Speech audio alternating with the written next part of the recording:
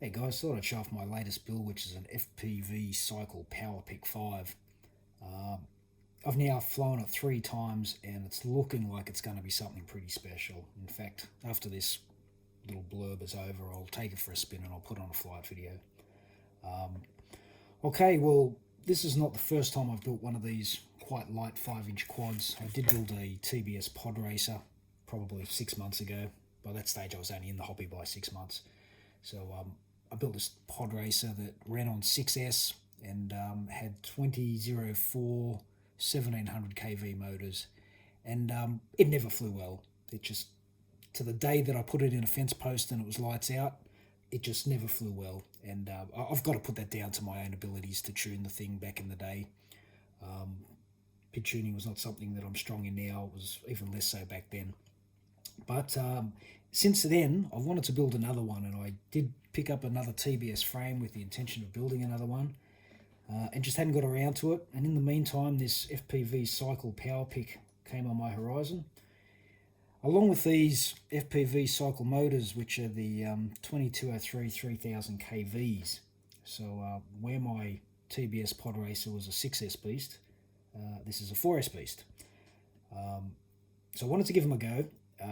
But wanted to use my existing batteries, which are all from 450 to 750, because for the most part, I just fly small 3-inch quads around the backyard. I mean, I do have 5-inch quads and I do take them out, but I'm still trying to be somewhat respectful to the neighbours, and we all know how noisy 5-inch quads are in general. But nevertheless, I wanted to use my existing 3-inch batteries. So I sent an email off to FPVCycle and said, hey guys, here's my situation. How are these motors going to perform on XT30 connections? And he wrote back and said, well, it's probably going to struggle during the punch outs. And for the most part, I thought that I was not going to get the full benefit of using a battery that had, XT60 wiring. But I decided to run with it anyway. I built it with the XT30 connectors. Thought, if it goes to hell, I'll rebuild it and I'll get some new batteries to suit if I have to. But I built it with the XT30. The camera is a Foxtier Predator 5 Nano, and I did take it for its first flight was last night, just before it got dark, and it was spectacular in low light. In bright light, it looks beautiful through the goggles, but for whatever reason, my Orqas they're not capturing on the SD card what I'm seeing. I was quite disappointed to see how the video came out. But having said that, having now used a couple of these 14mm cameras, this one is the best. It looks beautiful through the goggles. So, not that I plan on building a lot more of these, but if I did, I'm going straight to that camera again. It's just been awesome. Flight controller I put in it was a 20mm stack. It was a Mamba F722, and it's got an ESC rated to 40 amps. This was a mistake. I should have just gone one of those all-in-one Whoop boards and just made my life easy. There's not a lot of room on this build. Not a lot of room to move around. I had to put the receiver on the outside. The VTX is up the top there. Had I had an all-in-one board, I would have been able to use the standoffs that came with this model and bring it all down a bit in height. The wiring hopefully wouldn't have all gone to one side on one of those boards as it does on this, which is really unusual. You've got the VTX, the camera, and what am I missing? VTX, camera, and the receiver all going to the one side of the flight controller. So you end up with this giant fire hose that needs to drag its way all over there.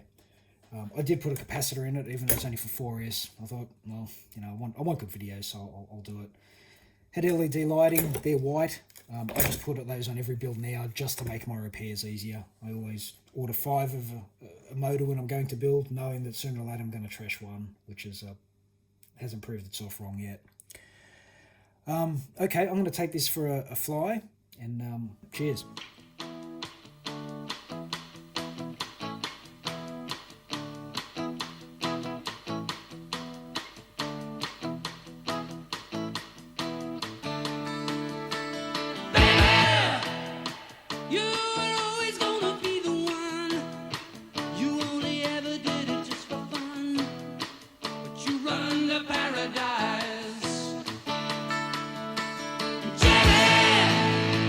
I meet you